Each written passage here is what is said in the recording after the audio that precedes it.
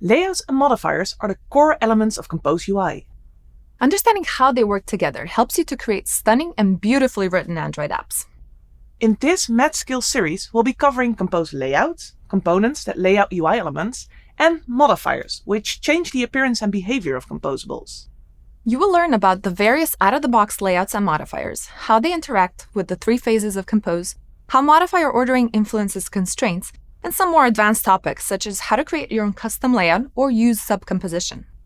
And later in the series, we'll also have a guest from the Android community to show us some cool layout tips of their own. And we'll wrap up with a live Q&A with yours truly and a few special guests to answer any questions you might have on the topic. If you're new to Compose, make sure you check out our previous series that covers the basics. You'll find the link in the description. Sit tight, stay tuned, and make sure you subscribe so you don't miss anything. See you soon!